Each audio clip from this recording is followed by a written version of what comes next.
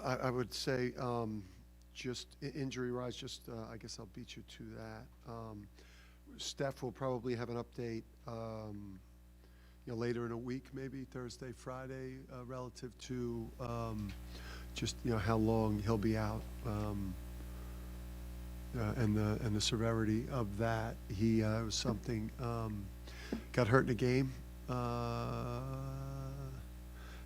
I think slipped on the court. Slipped on the court a little bit in the second half of the Stonehill game. So not sure what the timeline is on that. So we'll have something probably definitive on Thursday with that. Otherwise, just not particularly pleased with with tonight's performance. I thought the rebounding, just what went on the backboard, especially early and at different times in the second half was not something that we've seen for a couple of years here. I thought we looked soft. We just had terrible discipline in terms of the fouls, and just couldn't guard the ball.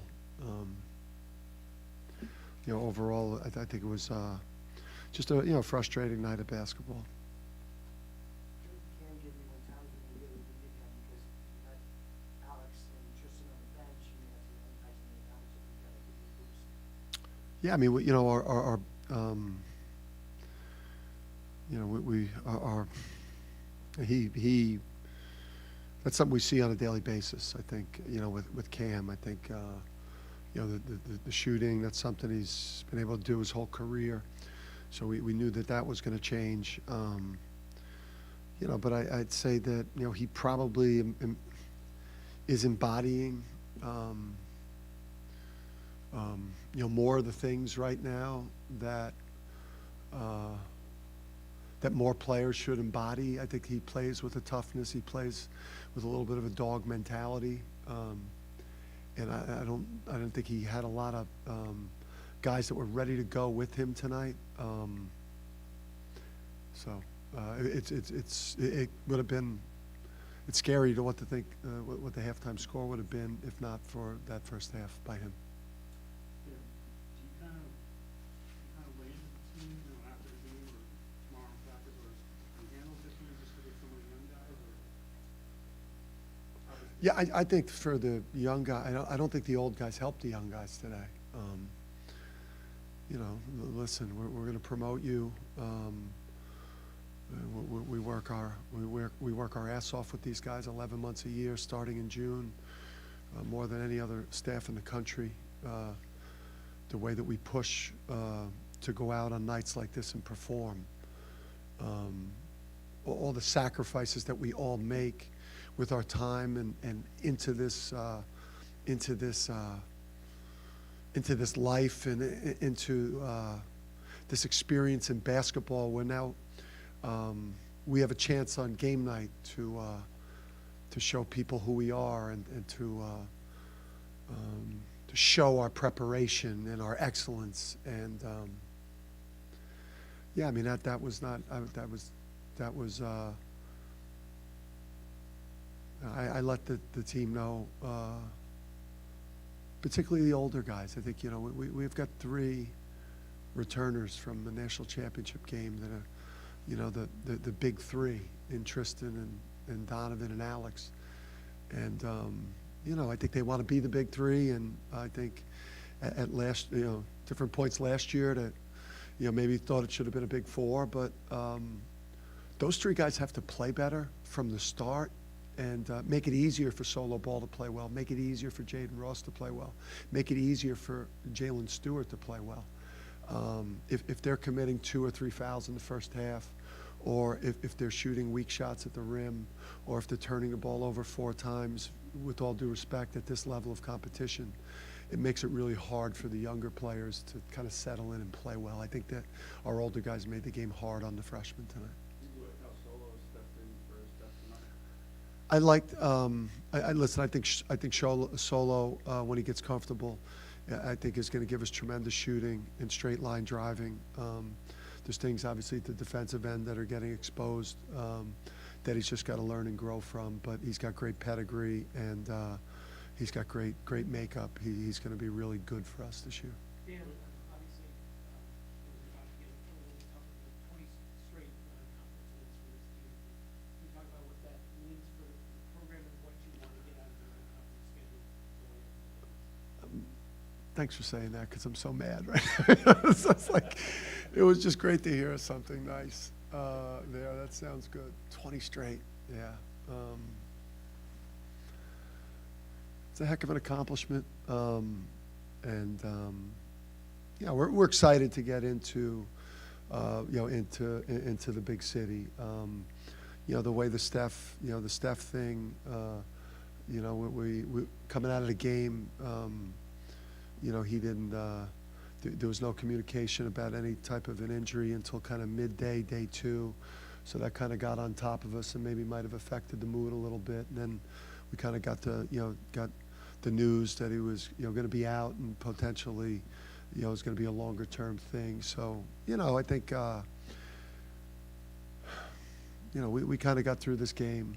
We're excited to go play a national game. Obviously, we're going to need our best players to play a lot better than they did today. What do you attribute the softness? Is it the quote-unquote trap game before the known quantity and play in the end? No, I just think that's the question about this team. It's I think when you looked at that team last year and you said, like, Andre Jackson was a dog. Adamo was a dog. Joey off the bench, he played kind of like a dog. Naheem was like a two-way tough player. We lost a lot of very physical, tone-setting players, and just to see us on the backboard in the first half of that game today, and even the second half of the Stonehill game, like on the glass, those physicality plays. Listen, we gave up 32% from the field.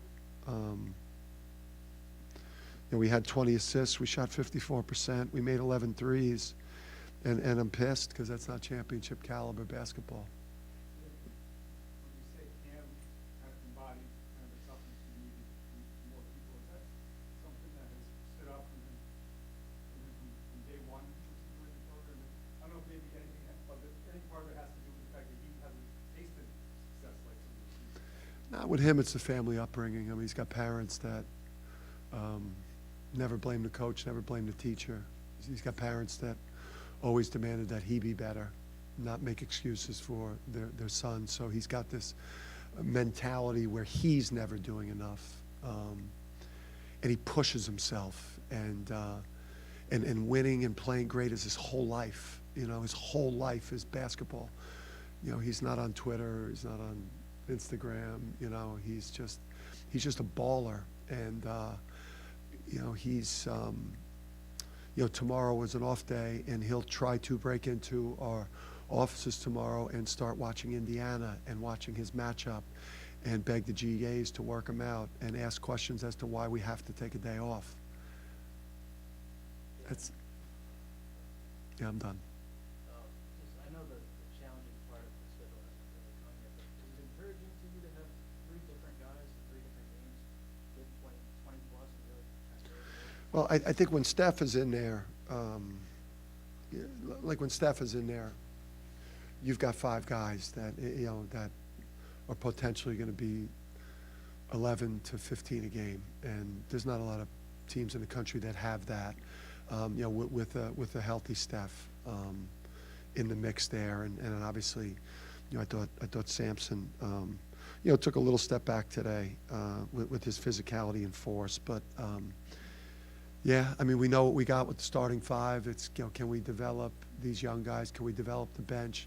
I thought Hassan Diarra gave us some good things today, gave us some life there. So, obviously, Sampson and Haas off the bench, we do have some veterans. But that starting 5, I think the strength of this team is going to be, we've got 5 guys that can get 18 to 25 on a given night when they're all healthy and out there. Do you think he's getting the possible a little more run tonight, or is it the product of? No, I need, we've got to, I need men out there, you know, and at that point, I think, you know, my level of frustration with just, you know, the lack of force, and I think what you know, what you love about Apostolos is his spirit and his toughness and how hard he goes, and you can't have too many cool guys out there. You need, you know, you need fire and ice, and it may be just too much ice. Steph's injury, a knee? Yeah, a knee. And I don't know, yeah, it's not, I don't think that we're nervous about this being, you know, a long-term thing, but, you know, we think it's pretty minor. If he's going to miss time, it won't be much. But, again, it's just kind of evolved within the last 24 hours to 36 hours. He was out shooting around a lot. Was there a thought of him playing, or was that he was? No, he was, yeah, I mean, it was, no, that was not a thought. I mean, we were still waiting for some information today, up through shoot-around, middle of shoot-around. You know, there was a scurrying around of information, which is, Jordan Hawkins is putting together yeah. He's going off again tonight. Is he? What's he doing? Let's go, Hawk. How closely have you been able to follow what he's doing in the prolific starting? Yeah, I had a good talk with him, maybe after that OKC game on the road where so I called him the next day, and I think you could just tell right away he looks like he belongs out there and fits the modern game to a T, and just so proud of him. But you know, he you know, again, he was like he had a dog in him too, and you know, and a toughness about him, and you know, he was all basketball. And again, the parents, Craig and Jasmine, were all about accountability, and you know, and Jordan being better, and getting texts of apologizing for his performances after bad games, rather than the texts or the innuendo conversations with assistant coaches where it's my fault or the staff's fault. So when you're dealing with a player in a family like that, he's got the talent. Plus, you know, we need these guys, you know, getting to the NBA and performing the way he's performed. And Andre getting on the court last night and getting minutes. And it's good to be getting these UConn guys back in the NBA on the court playing well. A situation like Samson, you mentioned taking a step back, you know, if you're going to address that in practice, we also going to address that in playing time, and did that occur today? You didn't play a little less today because of how you felt you were playing? Well, I think that in light of the you know, the injury to Steph, you know, and again, we didn't have much time in shoot around because we were getting information as shoot around was kind of ending. You know, we talked about trying to get him and Donovan on the court together. Obviously, his mobility gives you a chance to potentially do that, but just not enough force on the backboard, not enough impacting shots at the rim. You know, for those guys to shoot 50 shots, 52s, some were middies, but a lot of those were at the rim. You know, for Sam to block no shots tonight. We're one of the best shot blocking teams in the country. We intimidate people when they attack the rim. And for us to walk away with 3 block shots tonight, that's not our identity. So, yeah, that was discussed just now as well. What do you think, Jaden Ross and Jalen Stewart? I think Stu just, he wasn't ready to go. Just was kind of unsure there. Caught it a couple times versus the zone at the nail. You know, it's going to take those guys time, and I think that when they entered the game, we weren't playing well. Like the older guys here, the big 3 plus Cam, you know, that they needed to, those guys needed to get on the court while we were kind of playing well, you know, and we were sharp, and now they get on the court and a team is playing very well, and now it's easier to get out there and get comfortable and play well. But when they checked into the game, like, we were frustrated. We weren't playing well. They got on the court into an uncomfortable situation, and the responsibility of, Tristan and Donovan and Alex, and obviously Cam did his part tonight, is like make it easier for these freshmen to go out there and play well, not put us behind the 8 ball. Now they come into the game and things aren't going well. Thank you.